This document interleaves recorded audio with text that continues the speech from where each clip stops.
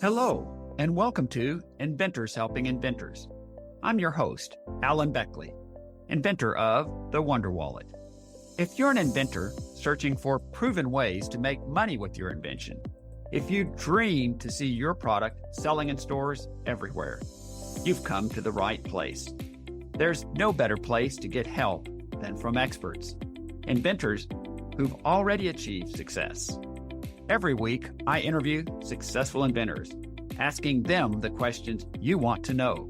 Tune in to learn from the experts so you can get your invention out of the tank and into the bank. It was a single-use product comparatively to the Compass Cart, which I wanted to be more multi-use. I wanted your investment to be able to last all year round, where you can use it all year round. And so the inspiration behind it was, as I was going through the design, was almost every feature has to have two functions. It should do at least two things. And that was my driving force behind most of the design. What's the most difficult part of inventing? It's not the creative process of inventing a new product. It's not even navigating the patent process. The most difficult part is marketing your product so you can make money from it. If you're like most inventors, you love inventing and creating, but you hate marketing. Maybe you'd prefer to turn the marketing of your product over to an agency that claims to have helped hundreds of inventors. Unfortunately, that's expensive and always ends badly. Here's the good news. Marketing is a learnable skill, and I can teach you, empower you to market your own invention through a proven, effective process. Sound intriguing? If you're a serious inventor who's ready to learn how to license your invention to get it to market sooner rather than later, my product-to-market training could be right for you. Through 7 hours of one-on-one, in-depth training, I will show you how to create a clear, concise, compelling marketing message for your product. I'll show you how to use a new AI agent to find 30 or more companies in just minutes that could be great partners to license your product. Then we'll use another AI agent that looks at your top 10 companies and then finds names, titles, email addresses, and LinkedIn profiles of up to 100 contacts. Armed with all this, I'll work with you to design a step-by-step process for you to use to reach out to companies and contacts with your clear, compelling message. Then you're ready to begin contacting the companies yourself. I'm planning to work with no more than 2 inventors through the product-to-market training. If this sounds like something you'd like to explore, to finally get your product off the sidelines and into the market, let's talk and see if this program is a fit for you. Just email me at alan@alanbeckley.com and put in the subject line, Product to Market. I'll reach out to you and schedule a time for us to talk. Again, just email me at alan@alanbeckley.com. Put Product to Market in the subject line. I look forward to talking to you. Welcome to episode number 594. Today, I interview Todd Hanson. Todd Hanson grew up near La Crosse, Wisconsin. He grew up in a beautiful rural area and enjoyed hunting and fishing. While hunting, he noticed that his group was using 2 separate items: a folding game cart to haul deer and gear out of the woods, and a hitch hauler to carry loads on the back of a vehicle. He wondered why the 2 items couldn't be combined. This was his inspiration for his invention of the Compass Cart. Today, Todd Hanson is a Minnesota-based entrepreneur and the founder of Compass Carts, LLC, headquartered in Rochester. He founded Compass Carts to design durable, practical hauling solutions built for real-world use in rugged environments. Compass carts are engineered to help people move heavy or bulky gear efficiently across challenging terrain. The carts are commonly used by hunters for hauling deer and equipment out of the woods. Compass carts are versatile with a variety of uses beyond hunting. They're excellent for outdoor enthusiasts and landowners for transporting tools, firewood, and supplies.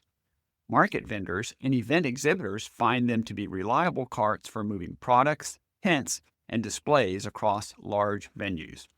Their rugged construction and versatile design also make them useful for camping, property maintenance, gardening, festivals, and trade shows where durability and portability matter. Todd focuses on building products that are simple, dependable, and purpose built, reflecting the needs of people who work and spend time outdoors. Through Compass Carts, he continues to develop practical equipment that helps users haul more gear with less effort in the field, at events, and around the property. You'll want to listen to this entire episode where Todd describes how he went through 19 prototypes before reaching his production model. Also, how the unique ability to leave the cart fully loaded, slide it directly onto the vehicle, and drive away with no unloading required saves users time and energy compared to competitors in the market. And finally, why Todd advises inventors that if you're thinking, wouldn't it be nice if, that's the signal you may have an invention worth pursuing. Now let's get right to our interview with Todd Hanson. Todd Hanson, it's a pleasure to have you on the podcast with us today. Thank you. Thank you. I'm glad to be here. It's an exciting opportunity. I love talking with other entrepreneurs and inventors about their different ideas. So, Todd, I'd like to kick off by asking you, could you share just a bit of your background with our listeners? Where did you grow up and go to school, and what did you do before you became an inventor? Could you share that with us? sure. I grew up western side of Wisconsin along the Mississippi near La Crosse, Wisconsin, a small town north of there, but it's near La Crosse, Wisconsin. Beautiful land, a lot of hills and terrains. I grew up hunting and fishing and really enjoying the outdoors. My grandfather owned some property north and east of where I grew up or where I finally grew up near La Crosse. And it's been a lot of fun. Beautiful area. I have a recollection of that only because many years ago I went to the Oshkosh Air Show, and Yes. I think I drove through La Crosse, and it was a really gorgeous area. And as I recall, I believe there was a beer that was brewed there or famously from about that part of Wisconsin. You nailed it. Actually, my grandfather, I was just mentioning, he retired from there after starting with that brewery back when it was called Old Style Brewery back then, or Heilman's, not Old Style, but Heilman's Brewery. And they have the giant six pack. That's the world's largest six pack. So if you're for your beer drinkers or beer lovers out there, you might want to swing by and take a look at it. It's still there. Pretty cool. I do recall that. I think it's OLDE style, isn't it? It is. It is. It's not so popular today, but boy, it was popular in Chicago area and around La Crosse. Of course, that's where they brewed it. But yeah. Yeah. Todd, could you briefly share with our listeners the aha moment, the event that happened that caused you to design a better deer cart, the Compass cart? Could you share that with us? You bet. So I was hunting when I first saw the Compass carts, and the aha moment was we would bring what you call a typical game cart, a folding cart, hand cart. For those of you that aren't hunters, it would be something that we could haul heavier gear or game in and out of the woods with. And then when we got back to the vehicle, we often had this hitch hauling, which you typically see in rolling down the highways. They often have totes or coolers or something on the back of an SUV or campers where they got generators and things like that on it.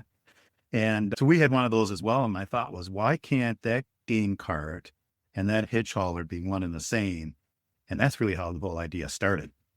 I can see that. And that was something I was going to ask you specifically about shortly. And that was, it looked like to some degree, there were two components to it logically in the cart itself, the deer cart plus the hitch hauler, at least ideally. But I also presume that you could, if you had a pickup or a Jeep or something, you could carry it even without the hitch hauler. Is that right? It's not towable, but it is haulable. So you need to have a receiver hitch to carry it on the vehicle. But outside of that, when you're going in the direction that how Compass Cart exploded and the variety of things that you can do with a Compass Cart is, it's also towable behind like an e-bike or ATV or garden tractor, lower speed stuff. But again, for whether you're working around the house or the farm or into the woods, whatever you're using it for, even trade shows, hauling your stuff in and out of the trade shows for those of you that are commonly going to trade shows, that's a good opportunity for that too. And that makes great sense. And I think before we kicked off, we were chatting just a little bit about that. But basically, the original version of it was around the idea of solving a specific hunting problem as a deer Right. cart. And I'm presuming when you looked at that, you saw that most deer carts were really not that much more than just a way to haul the carcass in and out, and not the most phenomenal way and not the easiest way. But Yeah, you called it in. It was a single use product comparatively to the Compass cart, which I wanted to be more multi-use. I wanted your investment to be able to last all year round, where you can use it all year round. And so the inspiration behind it was, as I was going through the design, was almost every feature has to have two functions. It should do at least two things. And that was my driving force behind most of the design. yeah, and from looking at your website, it appears that the Compass cart is, as we just talked to, versatile, easy to use, not just a deer cart, but a carriage system that could be used for a variety of different applications. And I think you're beginning to see that the potential uses of this product is far beyond just a deer cart. But could you give our listeners a visual picture of how your Compass cart attaches to the back of an SUV, Jeep, or pickup truck from somebody who maybe hasn't done that before?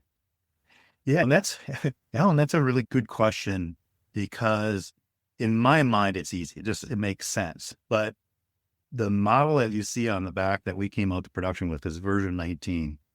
And so it gives you an idea. I tried a number of different ways to make this work, because the idea is you have your cart and you can have your cooler, your gear, your game, your totes, your fertilizer, whatever you have in your cart. But when you get back to your vehicle, I don't want you to have to unload the cart. All I want you to do is be able to slide it on top of a mated receiver hitch rack. The rack slides into the receiver hitch on the vehicle. Could be a truck, van, SUV, an RV, anything like that. And then when you get back to it, all you do is just like loading a boat on a trailer. You just slide it right on. And I designed it so the wheels lift up, so you don't have the wheels hanging too low, so you don't tear those off rolling down the highway. And then when you slide it forward, you just put one little pin in the front that locks it down. So everything is loaded up there. It makes it nice and simple and clean. And in many cases, you're keeping the dirty stuff outside as opposed to inside your vehicle. It turned out really good. I'm really proud of it. Presume as I'm listening to you and visualizing that with like your receiver hitch rack, again, those are used for many different purposes. As you alluded to earlier, Right. people could use them for carrying, I don't know, equipment or whatever it's looking for, like a ice chest or other kinds of things like that when they're going Correct. camping or whatever. But that you've made it in such a fashion that, and I believe you mentioned it has wheels. How many wheels does it have? Ooh, that's a trick question. I'll tell you why. So it's got two main wheels. That's what it glides on, and that's what it balances on. And that was part of the most complicated part of the design and engineering of it, is to keep it balanced. But there's also two small wheels at the very back of it. So if you can imagine, as you load and unload, those wheels, all they do is help you glide on and glide off the rack that it fits to. So the rack that it fits to, just so I can explain this to your audience. And again, if it's hard to see in a podcast, but maybe go to compasscarts.com, you can see how this works. But when you slide that on, it tips up and slides on, but the back of the cart can hit the ground at a certain angle. So by putting those two little wheels on the back, that's what makes it smooth to load on and off your vehicle. It was a nice little trick. Yeah, and I think the genius part of it is once you've latched it into place, it's completely secure as you're driving down the road with it on the back of your vehicle. You don't have to worry about anything going awry, from what I can gather. That's right. And those two pieces come together. So when you order a Compass cart, you get both the cart and the mated rack system that it comes with. So it's all one full system when you get one. That's great. I really appreciate you sharing that with me, because I was going to ask you about that. And also, is it fairly easy for somebody to therefore attach the rack to the back of their SUV or their vehicle? Is that something that can be done fairly easily? It is. It's just like putting a bike rack on your car or a hitch hauler on your car. It just slides in the receiver hitch and then one little pin secures it. We do sell everyone with a U-bolt that cinches between the rack that slides into the receiver hitch and the receiver hitch. And all it does is just takes the wobble out. So you don't have the going down the road, you hear the clink clink because you got something hooked on the back there. It takes that noise and that wobble out of it. So it's really durable. It's overbuilt, Alan. Well, overbuilt is a good thing in this regard. But that really points me to the next question. And this is a question I ask just about every inventor, because when you're pitching your product, it's one of the things you always want to make clear. And that is, what makes your compass cart unique or different from other deer carts or other carts like that on the market? What unique features does it have that makes it more versatile, easier to use than others? And what do your buyers tell you they like best about it? Can you share that with us? Yes, the key thing with ours is the way those two systems work together. It's the ability to leave your cart fully loaded, put it on your vehicle without unloading it and traveling away. And that's where the sweet spot is. But then you combine that with the ability to make it towable, where you can tow it behind a bike or an ATV or even like a golf cart or something of that nature. So it just adds to the versatility of it. Our sweet spot's really been in the e-bike business. So we've got a lot of customers who buy it because they can bring their bike, their cart, everything all with them. So that's been probably the most unique part. Our competitors that are out there that do something similar, they just don't have that transfer from cart to vehicle as smooth and easy as we have this one created. And that's where our patent is focused on as well.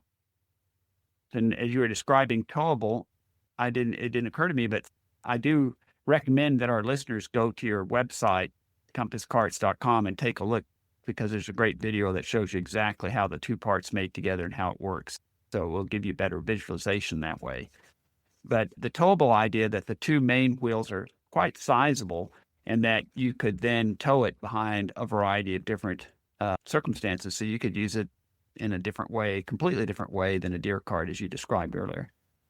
And that's been one of the biggest aha moments for me as of late, is looking at all the different markets that have a need for something like this, whether it's fishing or pure fishing or camping or just going down to trade shows or watching sports events, tailgating, all that stuff. There's just so many other uses of it that I didn't anticipate when I first thought of the idea.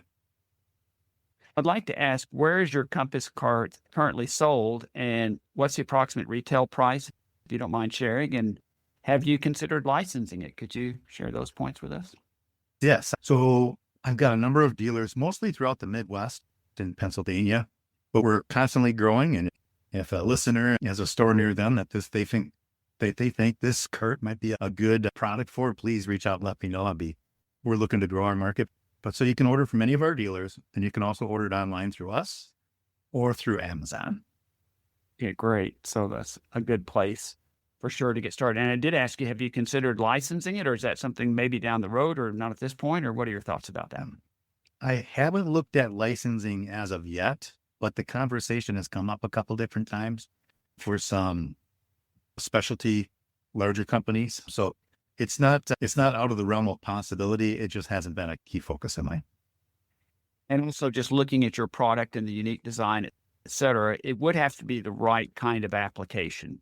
It would have to be a company that's in the space whereby it's a great fit for them, in my opinion. So it wouldn't be something that just anybody potentially could license it. It needs to be somebody ideally in the outdoor space that would be having something somewhat similar kinds of equipment, in my opinion. Yeah. Your larger retail stores, your Bass Pro Shops is a good example, Cabela's, but also your Home Depots and Lowe's, where, because it's not just specifically hunting, those could be some other markets that we're exploring as well. Todd, as we roll towards a close, are there any parting words you'd like to leave us with? Wow. If you have an idea that you're thinking about it and go, wouldn't it be nice if? I think that's a good indicator that you may have a potential for an invention or a way to improve a product. And I encourage people to explore that. The hardest part is taking the next step and taking the risk. But I think your show, Alan's given some great advice, and listening to some of your podcasts on them, I think that makes your listeners more confident to move forward. But yeah, if you have that, wouldn't it be nice if idea, you might be onto something. That makes so much sense to me. And I would say that Inventors were a different group of folk, I'll just say, in that we think creatively. And it took me a while. I think I originally came upon this thought in college that most people don't think the way inventors think, because an inventor looks at something and asks, what if? Or if something appears to be broken, what does an inventor think? I wonder if I can fix it. But most people don't think that way. If something's broken, it's broken. Buy another one. In other words, way back when I've told this story a couple times on the podcast, so my listeners may have heard it a few times, but my roommate in college in the 70s, that was when we all had to have our blow dryers for our hair, and it was a cool thing, and guys were growing their hair long and this and that nonsense. But a blow dryer even then was like $30 or something, which was a lot of money in the 70s. But anyways, one day I came home to the dorm room. I looked there, and his name was Alan too, which is another story for another time. But his blow dryer was in the trash. So he came in, but I said, Alan, why'd you throw your blow dryer away? And he said, well, it was broken. And I said, didn't you try to fix it? And he just looked at me like, what? He says, oh, it's broken. And I said, it might be a short or something. You just get a screwdriver and take it apart. It might just be a short. But I could tell that I was rocket science for him to think that way, even though he's a very sharp guy. And only after that did I realize that's just not the way most people tend to think. They just accept things for what they are, and the limitations, that's the way it's always been. So that's why there'll always be need for inventors, because we look at it in a different way. That's so true. That is so true. It's fun. I'm a tinkerer, so I've been tearing stuff apart since the time I wasn't supposed to be tearing stuff apart. Just ask my parents about that. And but you nailed it, Alan. We do think differently. Yeah. My last question then is, how can our listeners reach you if they have other questions or would like to look into maybe buying one of your carts for themselves? What's the best way for them to reach you? We do have the compasscarts.com. You can reach out to me through compasscarts.com. Or if you want to email me direct, I'm comfortable with that at toddh@compasscarts.com. toddh@compasscarts.com. And that's Todd with two Ds, TODDH at compasscarts.com, right? Correct. Kurtz with an S. Kurtz with an S. Yeah. And then also Compass with two S's. So we got to get It it all is. straight for him. Compass with two S's, Carts, and Todd H at compasscarts.com. So that's great. That way they have a good way to reach you. And New inventors. So if somebody has a question or curiosity about what's going on out there, don't be afraid. That's I'm fantastic. an open book. Todd, I've so much enjoyed chatting with you and learning about your great product. And I'd like to reserve the opportunity another 6 months or a year to touch bases with you again and see what you've got going on at that time. So I just want to thank you so much for being on the podcast with us today. Alan, it's been my pleasure, and look forward to talking with you and your listeners again in the future. You bet. Thanks a lot. Thanks so much for tuning in to Inventors Helping Inventors. If you like the show, please tell your friends about it. Make sure to subscribe in iTunes or wherever you get your podcasts so you won't miss a single episode. Talk to you soon.